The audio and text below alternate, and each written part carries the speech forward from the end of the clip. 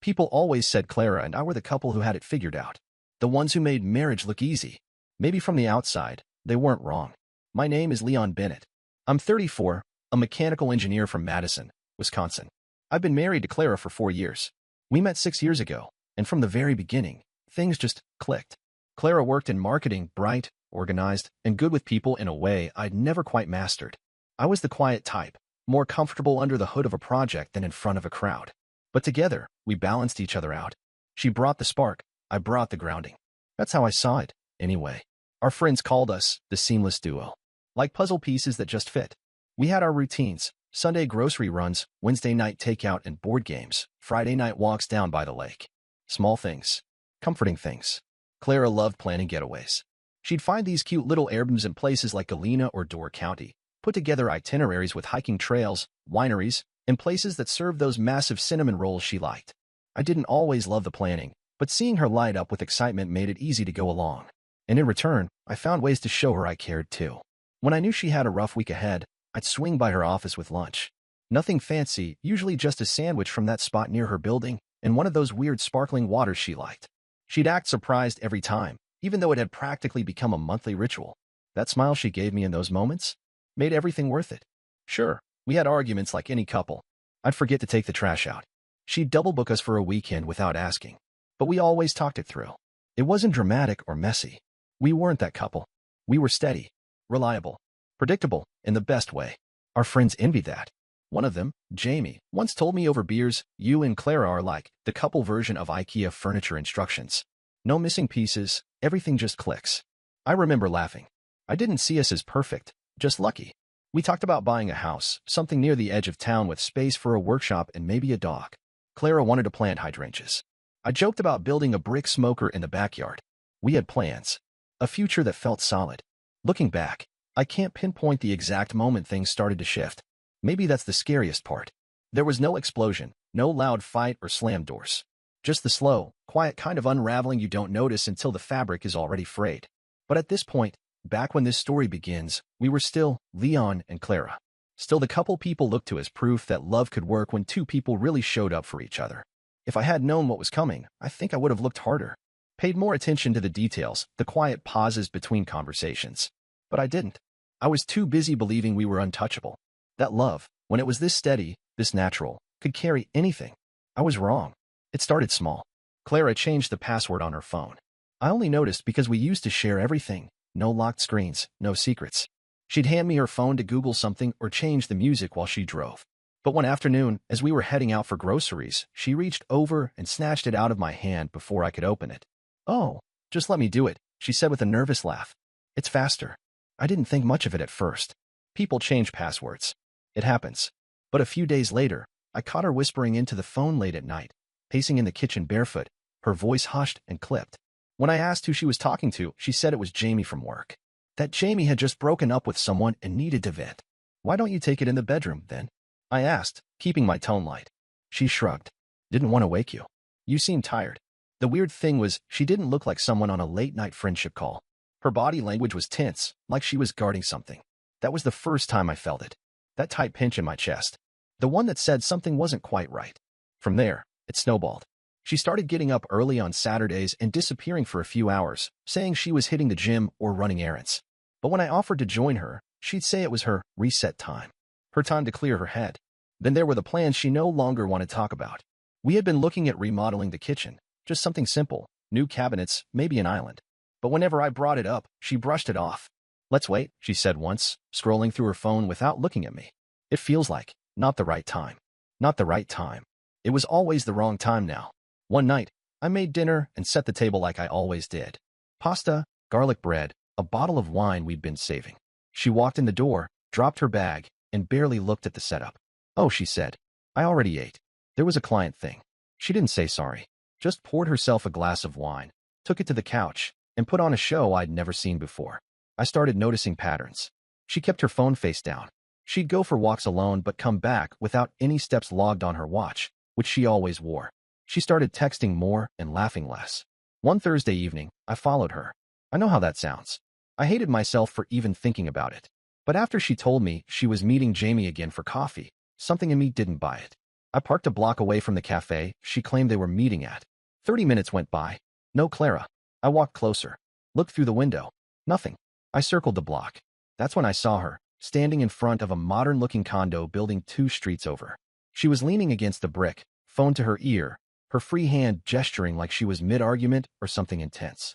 Her voice was low, but I caught a few words. I'm almost there. Just a little longer. We have to time it right.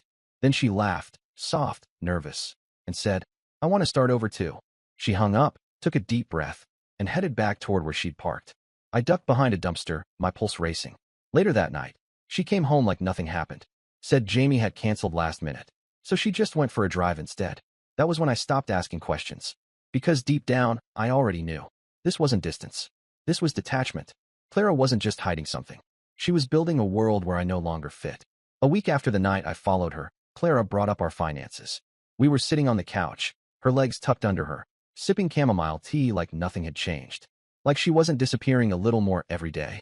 Hey, she said casually, not looking at me. I was thinking, maybe we should get everything organized, just in case. In case of what? I asked. You know, emergencies, natural disasters. The world's crazy right now. We should have each other's info, passwords, accounts, all that stuff. I stared at her. Not because it was an outrageous idea, plenty of couples share financial information, but because her timing felt off enough to turn my stomach. We'd always split things down the middle, a joint checking account for bills and groceries, individual savings accounts we never really touched. I never asked about hers. She never asked about mine. Until now.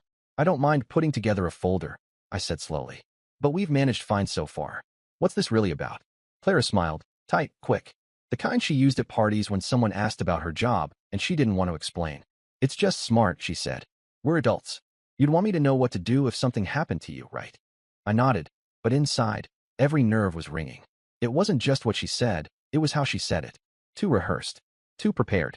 She brought it up again 3 days later. This time, she had a spreadsheet. I added our monthly expenses, she said, sliding her laptop across the kitchen island. Just need to fill in your bank info here, and your savings. Oh, and your retirement logins, too. I stared at the screen. Her voice was calm, but her fingers were clenched tight around her mug, like she was waiting for resistance, hoping there wouldn't be any. That night, I couldn't sleep. I kept thinking about the phone call I overheard, about the way she said, just a little longer. I needed help, someone I could trust. So I called Richard. Richard and I had gone to school together. He was a corporate lawyer now, sharp, brutally honest, and not the type to sugarcoat. We hadn't talked much outside the occasional text, but I knew I could count on him. We met at a bar downtown, one of those dimly lit places with overpriced cocktails and leather booths. She's pressing for full access to my accounts, I told him. Passwords, everything. She's calling it emergency planning, but it feels like something else. He finished for me, swirling his drink. I nodded. Richard didn't hesitate. Don't give her access. Even if she's not up to anything shady? He leaned in. Leon, listen. You're not paranoid. You're cautious. There's a difference. If she's distancing herself emotionally and asking for full access to your assets, that's not planning for emergencies. That's positioning. Positioning.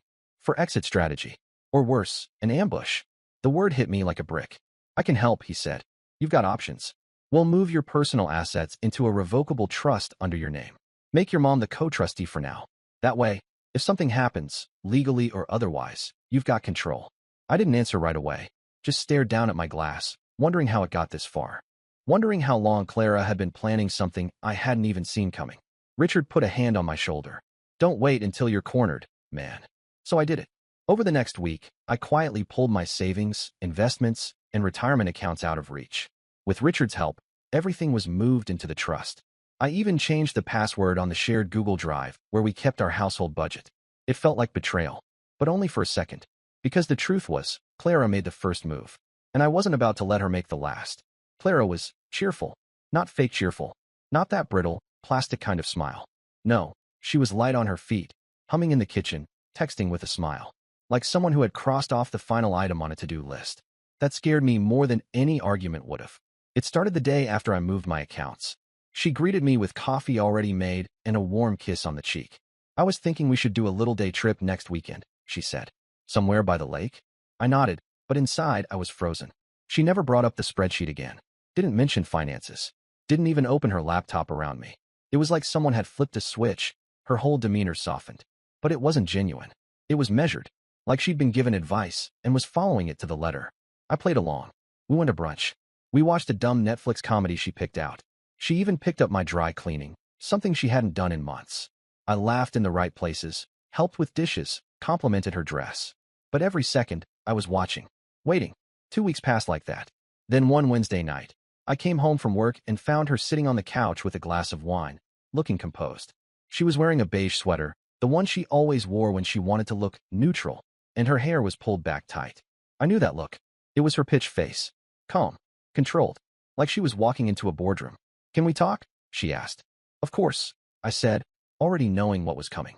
She didn't waste time. "I want a divorce. No tears. No drama. Just that." I blinked.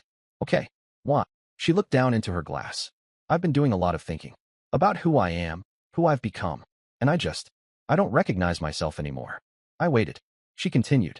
"I feel like I've spent so much time trying to be the perfect wife, supporting your routines, your stability. And somewhere along the way, I lost myself." Still, I waited, because none of that felt like the real reason. "It's not about you," she added quickly. "You've been good to me. Really good. But I need to find out who I am outside of us. I've been talking to someone. A mentor. He's helped me see that it's okay to make changes." There it was. That word again, mentor. I kept my face neutral. "Anyone I know?" She hesitated. "No.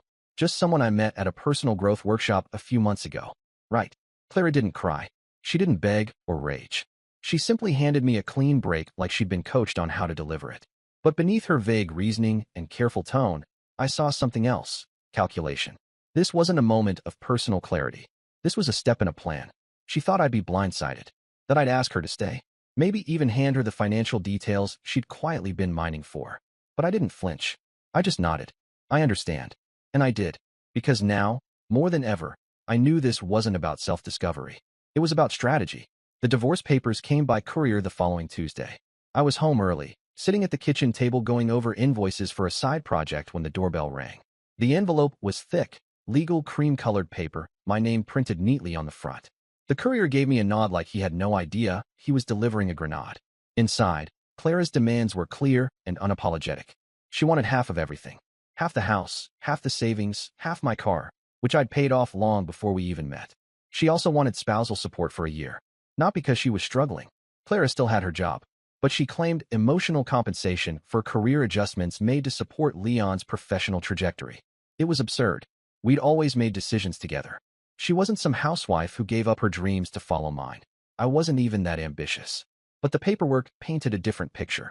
One where I was the success story who owed her for her quiet sacrifice. And somehow, she looked confident that I'd sign. I imagined her sitting with her attorney, nodding politely while phrases like entitled to equity and no-fault leverage floated across the table. It was a script. I could see it now. And she wasn't the author, just the actor. Clara didn't write this plan. Someone else did. I pulled out my laptop and opened her social media. She hadn't posted much recently, but I dug through old posts, looking for anything out of place. A name. A clue. And there he was. Damien R., personal empowerment coach. Author. Mindset architect. His page was filled with glossy photos of him in designer suits, standing in front of rented sports cars or giving TED-style talks in rented hotel ballrooms. His captions were always some version of, "You owe it to yourself to live a life others envy." I scrolled through Clara's likes. Her comments. Quotes she had shared. "You're not stuck. You're loyal to the wrong narrative. Real growth requires leaving behind what no longer serves you." She'd liked every one of those. Digging deeper, I found photos tagged at a wellness cafe downtown. The same one I saw her near that night, the one she never explained. Damien was tagged there too. More than once. And then the condo building. I compared an old post of his to the street I'd followed Clara to. Same awning. Same brick layout. She hadn't just met Damien at a workshop. She'd been seeing him. Visiting him. He was the mentor. I felt sick. Not just from betrayal, but from how methodical it all was. She wasn't just walking away from a marriage, she was executing a blueprint. And I was supposed to roll over, sign the papers, and hand over everything I had worked for while she reinvented herself on Damien's script. I didn't. Instead, I forwarded the documents to Richard with one sentence, "It's on." He called me within minutes, laughing quietly. She has no idea what she's walking into. No, she didn't. Clara thought she had me cornered. She didn't realize I'd already left the ring. That the assets she thought she was entitled to were no longer in play. This wasn't going to be a negotiation. It was going to be an unveiling. Mediation was held at a neutral law office downtown, neutral in name only. The moment Clara walked in with her lawyer, She looked like she'd already won. She wore a sleek navy pantsuit, hair in a perfect twist, no trace of nerves. Her attorney, a younger guy with slick-back hair and an expensive briefcase, introduced himself with a rehearsed smile. "We're just here to find a fair and reasonable resolution," he said, like this was all routine. I stayed quiet. Let them play their hand first. Clara didn't even look at me at first. Just sat across the table, flipping through her copy of the paperwork, nodding along as her attorney listed her demands out loud. Everything that had been on the papers was repeated with professional certainty. Half the house, half my savings, my car, spousal support. As if these things were already hers. She kept her hands folded in her lap, eyes calm. This was all going exactly the way she thought it would. Then my lawyer, Richard, cleared his throat. "Before we discuss division," he said evenly, "I'd like to present some updated documentation regarding Mr. Bennett's financial status." He opened a folder and began passing out copies. One to Clara's attorney, one to the mediator, and one to Clara. It took her about 3 seconds to realize something was off. "These accounts," her attorney began, squinting at the printouts. "These were moved into a trust?" "Correct," Richard said smoothly. "Established 6 weeks ago, with a legally binding declaration. All of Mr. Bennett's individual assets, savings, investment accounts, retirement funds, were moved under a revocable trust before divorce discussions began. They are no longer subject to division." Clara blinked. Once. Twice. Her attorney glanced at her, then back at the documents, starting to fumble. "But he didn't disclose these transfers." "No disclosure was necessary," Richard replied. "The trust is fully compliant with state laws. And since all transfers were completed before mediation was initiated, the court will recognize them as outside the marital asset pool." Silence. Thick and tense. Clara's face flushed. Her fingers, perfectly manicured, curled against the armrest of her chair. "This feels deceptive," she said finally, her voice low and sharp. Richard smiled politely. "Protective, actually, given the circumstances." Mr. Bennett acted within his rights. Her eyes finally met mine across the table. And for the first time since this began, she looked caught. Not hurt. Not angry. Just stunned. "You planned this," she said. "You knew." I kept my voice steady. "I knew the moment you stopped being honest with me. When I became a backup plan instead of a partner." She scoffed. "So you just shut me out? After everything I've done for you? You mean after you tried to strip me of everything I worked for?" I said. "After you fed me lies while setting up your next chapter with Damien?" Her lawyer shifted in his seat. She froze. "I don't care what story he sold you," I added. "This wasn't self-discovery. This was a setup. And you underestimated me." Clara's mouth tightened, her composure unraveling. "This is betrayal." "No," I said. "This is self-defense." She didn't speak after that. Just sat there, staring at the documents that shattered her strategy in one neat move. The session ended early. No agreement. No payout. No clean victory. Just silence. And in that silence, I realized something important. The woman I loved wasn't sitting across from me anymore. She was gone. And all that was left was someone who had tried and failed to take me down. The fallout started the next day. I woke up to a string of missed calls from Clara. 5 voicemails, all left between midnight and 3 in the morning. Her voice swung wildly from calm to furious to desperate. The first one was clipped and professional. "Leon, we need to talk. This isn't over. Call me back." The second was almost pleading. "I don't understand how you could blindside me like that. After everything we've shared." The third, bitter. "You humiliated me. In front of my lawyer. In front of everyone. You want to pretend you're the victim? You've been manipulating this whole thing from the start." By the 5th message, she was crying. "I didn't mean for it to go this far. I just wanted a chance at something different. I didn't know you'd be so cold." I didn't respond. For days, I kept getting messages from mutual friends. Vague texts like, "Hey, just checking in," or "Saw some stuff online. You okay?" I ignored most of them. Let the silence speak. But then Clara started shifting tactics. She began posting on social media again. Carefully curated photos from happier times. A caption on one of them read, "Sometimes love means letting go, even when it hurts." Another said, "You can try to destroy me, but I know who I am." Then came the rumors. I heard from an old college buddy that Clara was telling people the divorce was a test, some kind of spiritual self-evaluation she thought I'd pass if I really loved her. A test. Right. But lies can only stretch so far. That's when Patrick stepped in. Patrick had always been the neutral friend. The kind of guy who showed up to barbecues and game nights but never took sides in drama. He messaged me one afternoon and asked to meet. We grabbed coffee at a diner near my work. He looked uncomfortable, like he wasn't sure if he was doing the right thing. "I thought you should see this," he said, sliding his phone across the table. Messages. Dozens of them. Screenshots of conversations between Clara and Damien, going back months.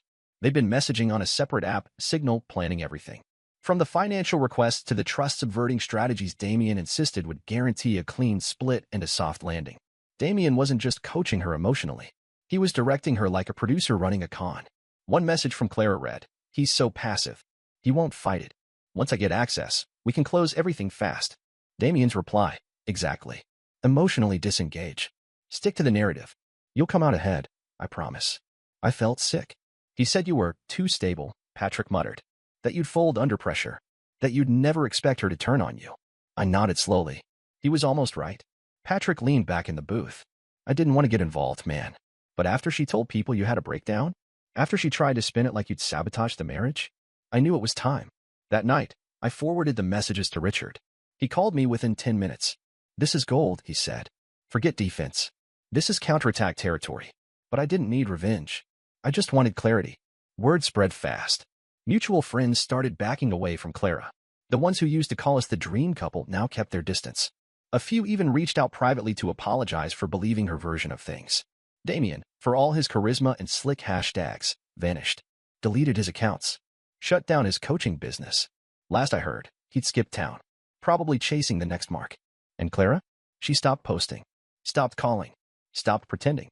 The truth was out, and with it, the scaffolding of her plan collapsed. She thought she could orchestrate a betrayal and still come out the hero. But all she was left with was silence. And the truth laid bare for everyone to see. The divorce was finalized on a rainy Thursday morning in early May. There were no dramatic court scenes. No final confrontations. Just a quiet meeting at the courthouse, a few signatures, and the end of a marriage that once felt unbreakable. I kept everything. The house, the cars, the accounts, every piece of my life that Clara had once tried to stake a claim to. Her lawyer barely fought by the end. The messages Patrick uncovered, along with the trust documentation, had stripped them of any leverage. Clara left with what she brought into the marriage, a few personal items, her clothes, and a box of framed photos she didn't look at as she packed. She didn't speak to me as she left, and I didn't stop her. A week later, my mom came over with a tin of homemade lemon bars and a measuring tape. "Let's redecorate," she said. I didn't argue. We started with the bedroom. New paint, new linens, a new headboard. She helped me rearrange the living room furniture, picked out different curtains for the kitchen, and convinced me to toss the set of wine glasses Clara insisted we register for, even though we never used them. It was small stuff, but it mattered. It made the house feel mine again. Some nights, I sat on the porch with a beer and just let the silence wash over me. No checking my phone every 5 minutes. No tension sitting just out of reach. For the first time in a long time, I felt like I could breathe without wondering what was going to collapse next. Of course, Clara didn't vanish completely. She texted a few times. At first it was short, formal stuff. "Clara, can we talk sometime soon? Clara, I just want closure. Clara, are you okay?" I didn't reply. Then the tone changed. "Clara, you didn't have to humiliate me. Clara, I was hurting too, you know. Clara, I miss you. Please just answer." But by then, I was done listening. I didn't block her. I didn't have to. She became background noise, like a train you hear from far away. Faint, distant, and no longer relevant to where you're going. One night, she sent a long email. It started off blaming me, then flipped halfway through into an apology, then ended with a question. "Do you think there's ever a chance for us again?" I didn't respond. Instead, I archived it. Later that week, I added new plants to the front yard. Hydrangeas, just like Clara always said she wanted. But I wasn't planting them for her. I was planting them for me. Because I still wanted the house. The life. The peace. But not the lie. Not the performance. I wasn't angry anymore. Not really. I wasn't even sad. What I felt now was clarity. And something close to gratitude, not for what happened, but for what it taught me. Love shouldn't require blind faith. It shouldn't need protecting from the very person you share it with. Clara made her choice. And I made mine. I chose myself. My future. My truth. And I didn't lose a thing.